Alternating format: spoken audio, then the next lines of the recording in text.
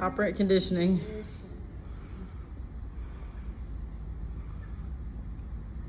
The 4 quadrants. So this is Skinner. P.F. Skinner. Yep. Right? Yeah. Okay. So what does it stand for? Positive reinforcement. Good. Negative reinforcement. Excellent. So when we're looking at reinforcement, what does reinforcement do? Reinforces the behavior. Yes. So what does that mean? You can't use the word in the definition. Tells them what they're doing is good. Yes, correct. So if my dog sits and I give my dog a cookie, what is that? You did something good. You're paying him for positive reinforcement. Positive reinforcement. And what is my dog going to want to do after that? Sit again. Exactly. So this, everything up here, increases our behavior, right? So with positive reinforcement, which is what we're doing here with the cookies in the box, right? We give our dog a cookie to make them want to put their face in the box, right? That's the simplest definition of positive reinforcement. I give my dog something good to make them want to do the behavior more. Now, in that simple definition, anywhere did I mention markers? No. No. No markers, no clickers, no yes, no good, no nothing, right? Because you do not need a marker in order to reinforce behavior. The markers, what is the purpose of the marker? And by the way, our markers are classical conditioning. Pavlov, right? Markers are an example. All markers are classical conditioning, but not all classical conditioning is markers, okay? But markers are the simplest form of classical conditioning that we know of, or like that we use on a regular basis. Why do we use markers? What's the purpose? Just let the dog know they did it right. Why don't I just give them a cookie? To give a more precise moment. Exactly, right? For instances when I cannot give my dog the reward the moment the dog does behavior, right? My dog, Tinky, is way down there on that table, and I tell him to do a change of position, and he does it, and I go, good. And then I go down and give him a cookie. He knows the moment he did that sit, I said good, and then that cookie I'm giving him is for what he did the moment he heard the marker. So it buys us time when we can't reward in the moment. What's the purpose of having the hole in the side of the box? To reward. Reward the dog when they're doing the behavior. We don't have to have a marker, right? If we can reward the dog in the moment. So for baby dog, you're asking, well, how do I mark to give my dog the ball? In this activity, you don't have to, because you're giving her the ball in the behavior, right? So in this example, when we have this setup here, it makes it so we don't have to use the marker, right? Now we can, and we can use the marker and combine it with the, hey, reward in behavior as well, which is the continuation marker. But you can just give her the ball. You can just give them the food without the marker. Because the whole purpose of this is so they're not going smell and then turn around and look at you, right? You want them keeping their face in the hole. So that's why you don't necessarily always have to use your markers. Your markers are not required for reinforcement or punishment to occur and for it to be effective, right? When I touch a hot stove and I burn my hand, it didn't have to give me a marker for me to know that, oh, fuck, that hurts, right? I knew that touching the hot stove was bad, and that is going to decrease that behavior. Only had to do it one time. Didn't have to do it again. Did I do it again? Only one more time. But Liar. a little different than the next one. Anyways. But, You didn't go out of your way to do it. well, kind of. Anyways, different. So, classical conditioning is still occurring, but it just isn't using markers specifically, right? So we don't necessarily always need those markers, but classical conditioning is occurring. Our dog is learning that putting their face in that hole predicts rewards, just like a marker predicts rewards. So in classical conditioning, how are markers, someone explain to me how markers are an example of classical conditioning. Not Gulsia, because I think you know the answer. How do markers work? Callie? It gives them a precise moment in time that they did something right. How do they know that? Repetition. They're conditioned to the marker too. How did we condition it? Positive reinforcement. You can't just say words. You have to use sentences or examples or describe the process. Describe the process of conditioning our markers for positive reinforcement. So, for example, like with the place bed, you say YES and then you give them the treat off of the place bed. Good. And what happens when we do that a lot? Then they know that they get the food from you when you say yes. Good. So with our markers, the way we condition it, just like in Pavlov's experiment, what happened in Pavlov's experiment? He basically would ring a bell every time before the dogs would get fed, so eventually they'd start salivating when they heard the bell. Why did they start salivating? Because they knew dinner was coming. Exactly. The marker predicts food, right? So what we want to do is we want to think about these concepts in as simple terms as possible. They hear a sound, like the word yes, and they know food is coming, right? That's it. We do not need a behavior for it, right? We don't need the dog to go to place for us to be able to condition a marker. I can just have a bowl of food and go, yes, food, yes, food, yes, food.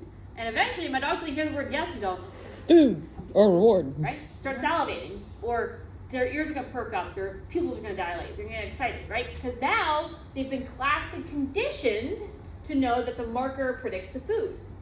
But when we're doing these behaviors, right, like this, and let's say we don't use a marker because I can reward a behavior, right?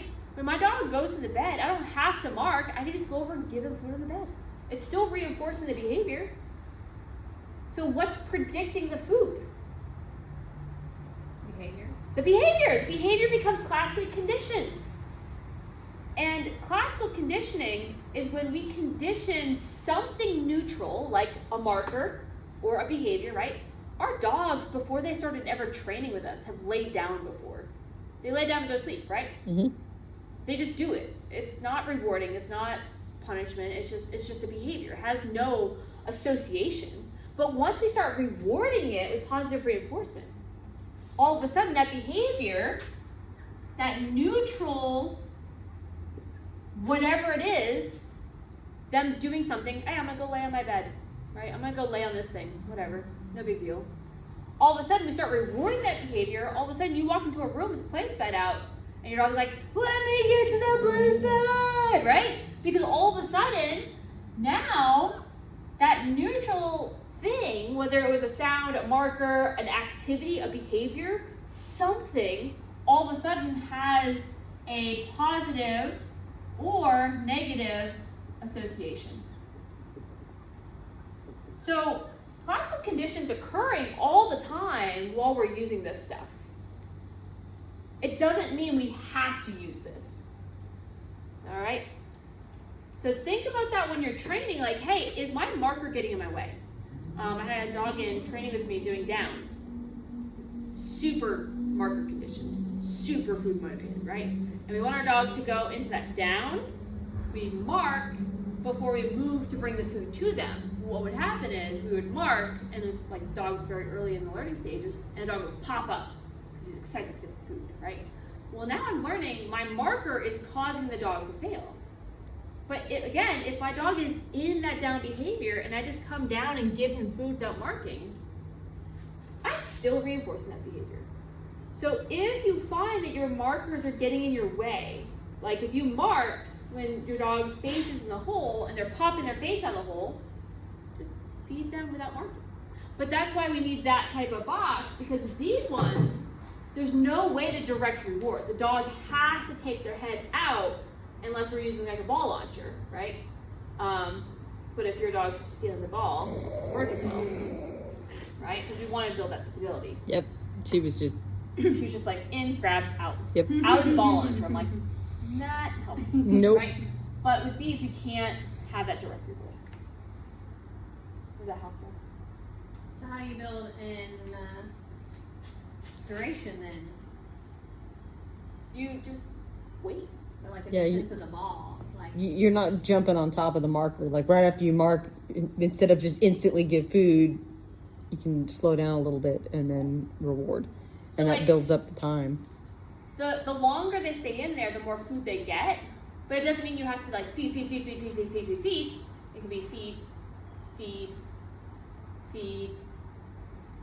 You slow down. I have a big hard time with that. I'm not even gonna lie. Feed. Because then we get into. I think it's wrong. No English teachers here. What the hell? All right, teacher. Is that spelled correctly? science teacher, okay? This is where I struggle.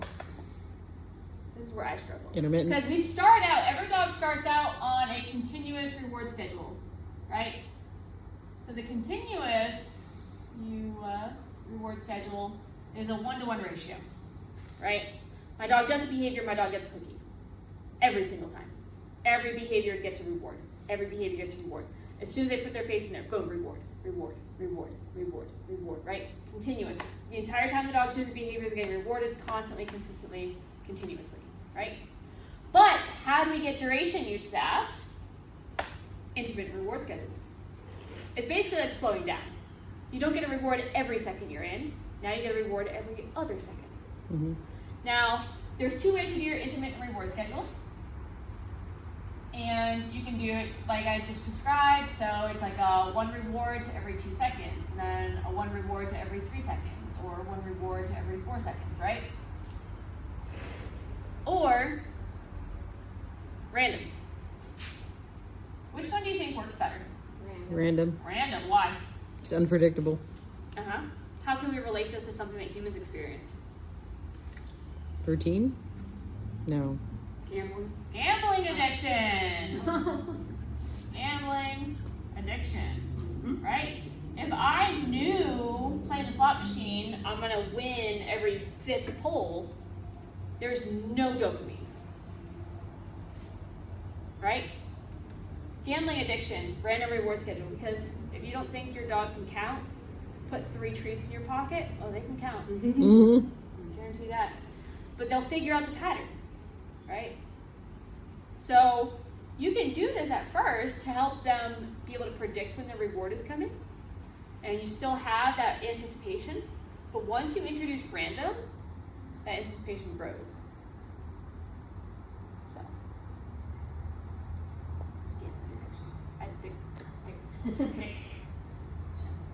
there you go.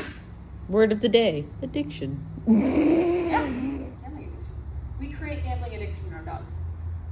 We create resource guarding in our dogs on purpose. That's exactly what we're doing. That's exactly what you've done. Yep. Which is awesome. What we're doing with your dog, creating resource guarding over the toy. Right? We want that. We're also creating gambling addiction. Food.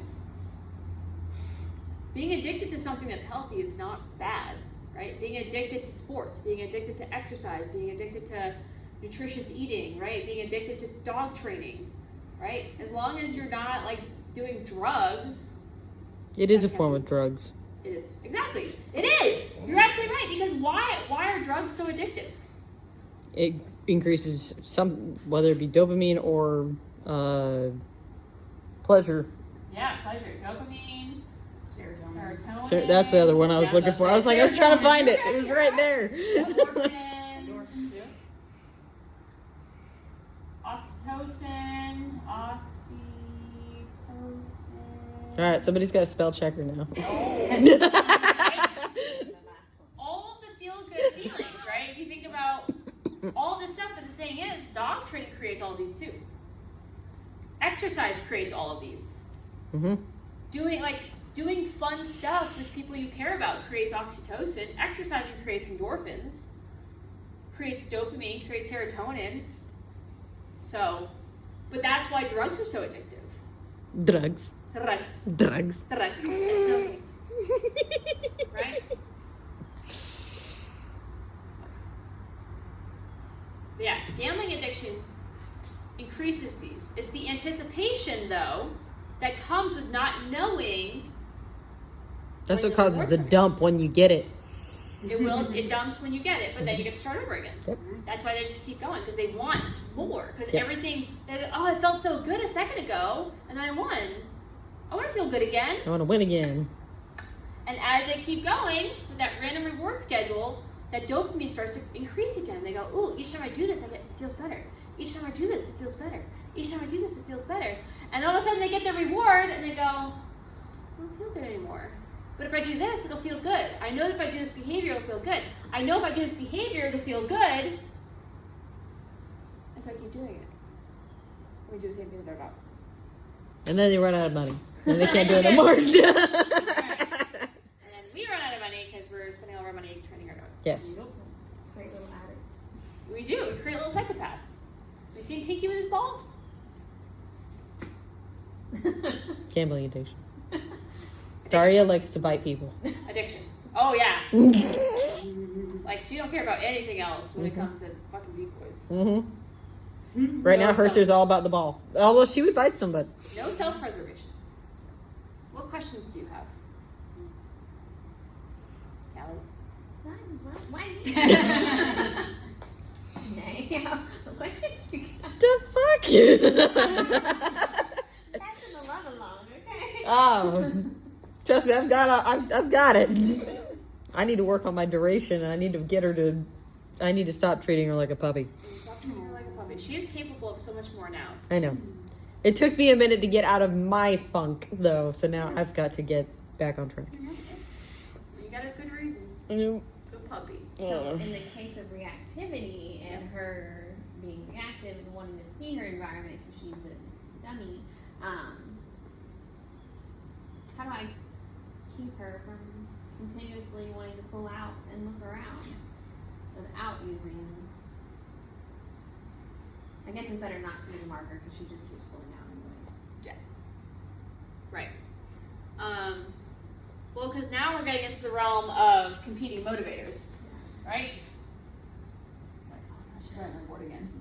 There's nothing wrong with you writing on the board. Write on the board all you want. I'm going to take a picture at the end of it and post it in the group. This is your lesson you missed today, guys. Y'all do. That's what you miss out on if you don't come to clubs. Miss out on free classes. Right? So competing motivators are anything that the dog is interested in that is not the target behavior or the goal, right? And it can be something that they like.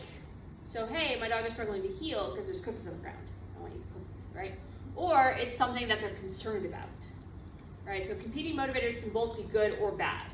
So either I want this or I'm concerned about this, right? Tinky struggles with being afraid of decoys when they do loud noises. So that's a competing motivator. So what I like to do when I have those competing motivators is, one, management. So if it's something my dog wants, you never get it. So when they're trying to eat off the ground, too bad, so sad, you're never going to get eat off the ground, right? But if it's something my dog is concerned about, my dog has a classic conditioned negative association with something, like people, strangers, whatever, we do something that's called counterconditioning.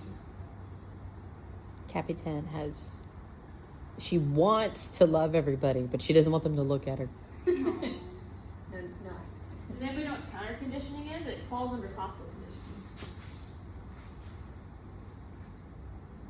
Tinky was afraid of the cans for a very long time. Now when he hears the cans, he gets super stoked. You pretty much taught him the opposite effect. Instead of being afraid, be excited.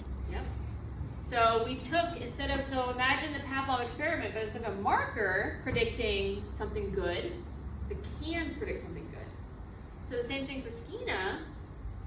If you have a reactive dog who says, oh my God, people are bad. Ideally, when you see something that would normally be a trigger for something bad, it predicts something good. So if you're in a situation where she might see a stranger, come out, don't give her her ball. When she sees a stranger, boom, balls appear. Raining balls. With a marker or without a marker? You can do it with a marker, right? You do it without, right? But the person, the thing that they're normally concerned about, predicts the reward. And it's interesting because you'll see a lot of like force-free trainers who do something kind of like this, but like I hate to talk shit about force-free. Not all force-free trainers are bad, but a lot of the ones you see are doing things that are kind of working, but they're not really understanding why. And it's basically this, like, oh, you know, when my dog sees people, I just use food to distract them. And over time, my dog's not reactive anymore because I just taught them that focusing on the food is better. Well, no, you actually have been counter-conditioning your dog to realize that when people are present, food appears. And so now they've learned that the appearance of a person or appearance of something that normally makes them scared is predicting like a marker that the reward is coming. So now, when we do the classical conditioning with our markers, something that was either neutral now creates a specific desired association, right? But hers isn't neutral, and this is why we're talking about counter conditioning, because we think about this like a scale, right? Like you have a scale, and something is either good or it's bad. Right now, if it's neutral, it's level. But for her, people are bad, right? She goes, oh my God, people are bad, right? And what we do is you catapult them across the... Yeah, right? But what we do is we say that people predict good things, so then it tilts the scale, ideally the other direction. You know, if we can get neutral, cool. If we can get positive, better, right? When our dogs have a deeply ingrained or genetic or, you know, temperamental issue where they think that people or things are scary, we want to, as much as possible, create a more positive association where they go, ooh, I like people. I want to go up to people, like, bro, right? You came into the yard, and what do you do? It comes right up to you, right? Because he goes, ooh, I'm getting food. Like, God forbid someone used to walk into my yard, 10 years ago? He bit my sister. He lived with her for 2 months. But she walked into the gate without me expecting it, and he's just like, I'm gonna go murder you, right? Janae walks into the gate today, he's like, Mm-hmm. right? Because everyone who walks in predicts food now, because we've counter-conditioned it. I preferred the catapulting the people across the yard. That would have been better. I would too. With counter-conditioning, it's just what I've done with Bro. When people come over, I just go, here's a handful of food. When he comes over, you give it to him. When he sees people here, he goes, ooh, I'm getting food. Not, oh, bad strangers. Ooh, I'm getting food. So as much as possible, I would have people feeding Skeena. I want people predicting. She's so different in the house. Yeah. Like, we have people over all the time, and she's fine with it. And, Well, like, I have them feed her, and she's fine. You can do the situation here. You can do it at Tar Heel. Or you could have a Dante. We have a lot. I'm just kidding, Dante. Dante will take food from people, and then he'll bite you afterwards. It's different. No, I was training with him at one point. He did really good. Mm-hmm. Like, I could walk him. I remember using him for my behavior mod class when I was in school. And like, okay, well, when he performs the bad behavior, i.e. when he tries to nuke my instructor, then we'll go into how we handle that. I'm like, okay. But I've been working with him the whole time up to that, working on different techniques I was learning and researching about. And so we come out, he's in a perfect heel, and he's like, walk like right up to the instructor, and Dante's just like, and my instructor even like walked up to him, and he's like, I will not yet, later. and it's because I was actually using a force-free book that I was like checking out and trying out, and like what they were describing wasn't necessarily what I wanted, but it worked because it was counter-conditioning. When you see someone who's scary, or they give you food, it doesn't have to necessarily come from the strangers. It helps when you get to that point, though. I did the same thing with Bro. So when I was in school with Bro, we had like a group of people out, and you could tell as you approached, like walking with him heel towards the group of people, you could see his body language change as you got closer. He's like, oh, it's scary. And as soon as you start to see that body language change, it would be mark and reward away from the people, right? So if we're walking towards the group, I would go, keep goes, oh, that's scary. And I go, quick, quick, come back, right?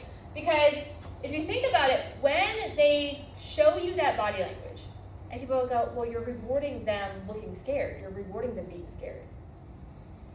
You can't reward an association. You can reward behaviors. But the thing is, classical conditioning is occurring while this is occurring, right? So if my dog goes and looks scared because he is scared, and I reward him and have him come back to me, I'm not gonna make him more scared by giving him cookies. So yeah, you could, like when she sees a person, you can mark and have her come get a cookie for you. The challenge is making sure that that marker is very heavily conditioned. Meaning she heavily understands that when you hear this sound, you get this. Because if she goes and I'm Skina and I'm gonna react, and you're over here clicking away and she goes, yeah, fuck you, I'm gonna react. It's not gonna work, right? Yeah. So you have to pick like a critical threshold. And so what you're looking for is that critical threshold where she first shows you the body language. So the critical threshold is the line between when they're under threshold and when they're over threshold. When they're over threshold, you can't expect to successfully reward them. It's when she starts barking, lunging, going crazy, right? What you're looking for is the first time she goes, there's a person there. Mark reward, right? The first time that she notices a person, mark a reward. Before she can react. Once she goes over that critical threshold, I wouldn't mark because you can't guarantee she's gonna want the reward that for me. I know you've had the experience where like she's like so distracted that she won't even take the reward. And so, you know, either you have to increase her food drive for whatever food reward you have and make her super hungry, do a ton of food conditioning, and then have something super high value, or increase her toy drive. Because you've seen it at Jerry's place, like, she won't even take the toy, even when she's not necessarily super, like, distracted. She's like, Yeah. So, we have to make sure that we're heavily conditioned with our rewards before we kind of start to attack that problem.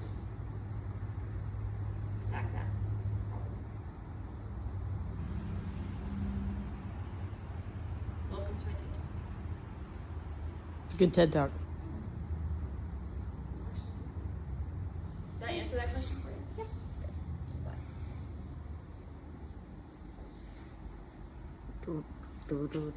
You gotta get it so you don't have the glare on it. Mm-hmm. Got it. I love the glass, but like it is a little hard to